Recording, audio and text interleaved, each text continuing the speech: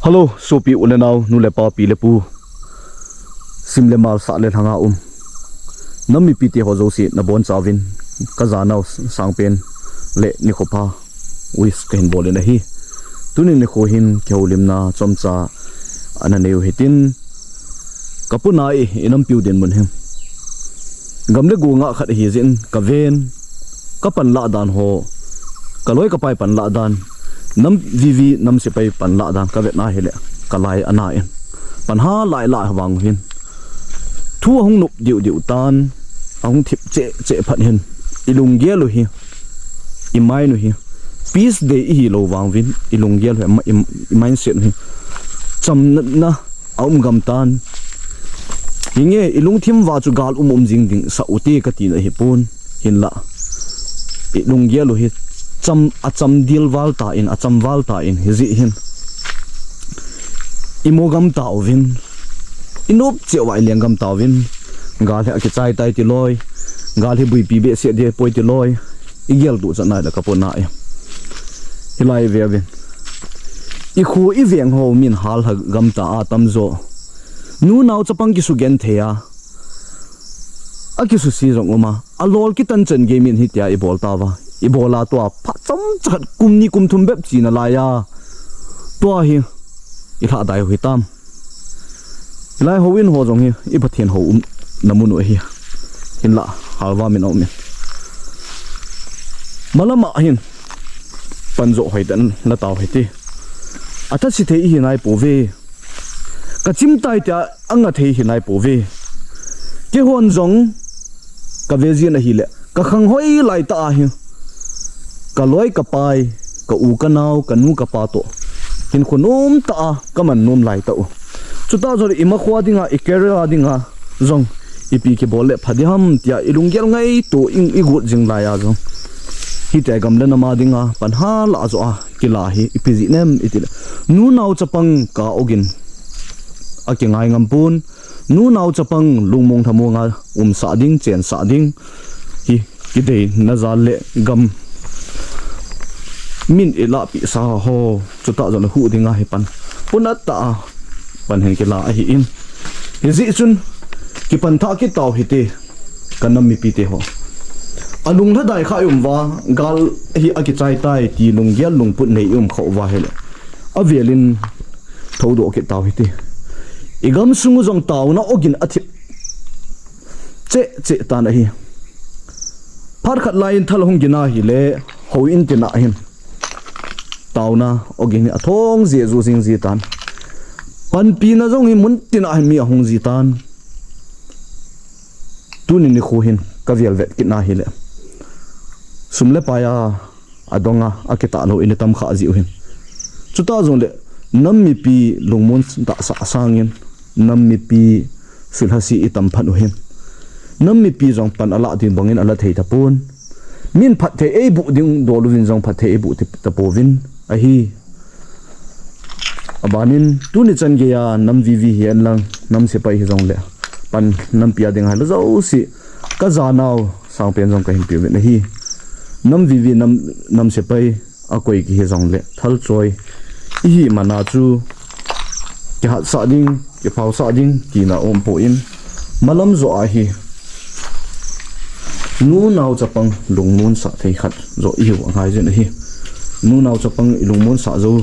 lo wa hi le i hodinga i fial nau khat hi in ezi chun nu nau chapang ko ma ki ha sa o ei lo bal ki ham le sa thil khat i thuma ding hi zong le he nu he pa he u he nau phate chai thuma le koi ma chan i hodinga thil ei lo he la hi ezi chun malama zo panjong ha len lau hitin nu le pa pi le pu u le naw nami pi the hong za bolutin amo zala i hin we hi in amo zala gam le go inga the we hi in i ho zala amo zo lungmong thamonga the we hi ti chu hi e yezi chun malama jong pan ha len le atha si thei hinai po ve gam le nama dinga pan la hi we gam le nama dinga gal sa ni hi we pha so da hong lut mei the hi in la pha so ta lut the tia chu ita si kha wa la wang chun awang si hi de hi tu a igal sa nu hi i ho dinga phat na jong imu lo mai thi i tu i cha khang wa imu du hi imu mai thi imu lo mai thi lai hi hi zong le abul i pat we tan i pui pa te hon zong abul na panuvin in zom hoi lo ziu min I ma cha thil asu sa ampun abanin gal zong in nei kin vin asu sa mama nam thilom ket pun to I ho zong I pui pa te yo ai mo vin thil hi chi ho po wa thil ho gam tum mu na the tai ti ho po vin thil ho in se yo vin in la to I ho khang tha hon abep bet min izui ki ta vin hi zi chun malam zo pan ha la taw heti ti in kanam mi pi hian lang kanam vi vi lang nam se pe hon le bon cha keu chung wa ka hin sezin I ma cha ka hi poi gam nga khat bo ka hi bo ve nam mi pi le kanam lam kai a koi koi tinga bo pan la a amon se bolin chi in atin a chu chi linga nam pi ading hi phot le tia chi gela pan la ka hi in zi chun a koi koi thanom tan pan law hi te thasi na the tamin te I thasi khaw wa le iti le gal izo diu ham zi chun a san na tam pi ke tu zong le lung thadai po hete malam zo pan hoi tan law hitin nu naw chabang ki pa la thanom sau hitin nu naw chabang lungmong sau hete tunin kho hin phade cha in aka ko mai le I thip ji ting wa hi zong le nam din man ho hi avel velin vel ji le han lainan uma ji I pan la dan ho vel lainan uma kit ji gal ke do jing laya zong yo ke ka a ik tu kit lo yo ke ka ik na yo ke ka buina chan ge ho ik so do ke ji o I bai lo du ham a chi sa cho chi sa hitan ma ban zo pan hal en law hitin a koi chi zong le ke to sat tu chi o hitin nam pia den pan hal en la taw hiti ti chu hi in tu ni chan gia nam pia dinga pan la zo si bon cha ke ba pan lo hin chapang chan gia pan ala hi a chapang khoi ti de chu ho pi the hon jong hin pan ala o hi in ji chu I ho pi a hi jong le ko apu na jiu na li ting le ipi ni de ham le vi ka hi ding hi ti ai lo wa nam se pai ka hi de ti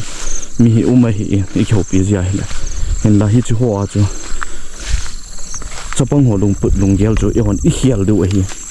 hi chu sang a chu phat khat ting le ka gam le ka gu phat cha ka sim hoi khat kong hi ding kana ma ding a nam se pai puki army di ta kong hi ding gam tu min mu wa he zong le chapang ho tua chapang khang tha lai chu ta zon hom ping khatil ho ding a zong anu ma nuk chung ding hi je chun pan ha len la taw hi te tha se pu hi te lung tha dai pu hi te toil ha dai wa he le gam iti le lo do zo du ham gam I lo win tu hin a cheng ding hi mi a hlom mi zong hi akimo zo po na hi ipeje akimo zo lo ham itia hi le I kho sa dan I kho hei dan ho hi is iki vai hop dan me adi lo ji ami pi zong hi hung lo hi koi mang koi mo tapon iki vai hop dan di lo ji hi kile sa item movin inam sung wa hen aki bol thei sa item movin aki phau sa kha sa item movin hin la galmi masanga ahang ilho movin hi angol cha athidani ni ta ovin itu se ila sa dan I ham I pau dan ho jong ilung pun ho jong tu din mon hen ilung gel hong nu phat hen igen thei lai ho igel do pi ta po ben igen thei lai ho igel do le han tu ne no khwai nam pia dinga jong pu na ta pan ila do hi in ezi chun kyo ho sun le zana tu ne chan gya hi duty bola ka mo hi in ki chol mama hi tai kilala hi tai pan la dan ho jong I vet na hi le thi sang hoi zo chen kilale ki ti a hi in ala na dingin lam kaien hang san ta le di tan nam pi na tong jang kem sei han lang hile ibola nam pia da ki thingam la da di ham ilam kai ibola ki thi sa de ham amma sa aman me cham amam zo le me chang ma sang le zo la iop ki do pi na lai ding hi tu nia I vet na hile enam piu hi ipititam itile ama in chen ki sim do atamin nam pi ngai lu di ta alhom tan pan la jong alhom tan panela so ke wan tun itim gam kit tawin hoi lai hi zong le long gel hi gal ta lo ti in isu pi wina wa ko do a atil kho sanga til si a pui do ekam itam ta ovin hi zi hin panla dan jong ha che jing ta in hi zi chun avelin nung se ten pan la tha kit taw hi te tua I kha do lo wa pan pata chai la lo wa a hi le khat be ting le i ka be che do i thi be kin alai tu ni jang ganam pia dang hin khopal ma pang hi mi itamoi hetai tu chung gal bo wa he poi i chen khom piu hi zit ve ya u kyang ni ho to jang ki do hin hi chuang mi tam pin thiu british galang i thiu HITIA cho hi in zit chen nam pi mi nam lem so gel do ji hitin pan phate chan la ki taw hi te ki khel taw hi te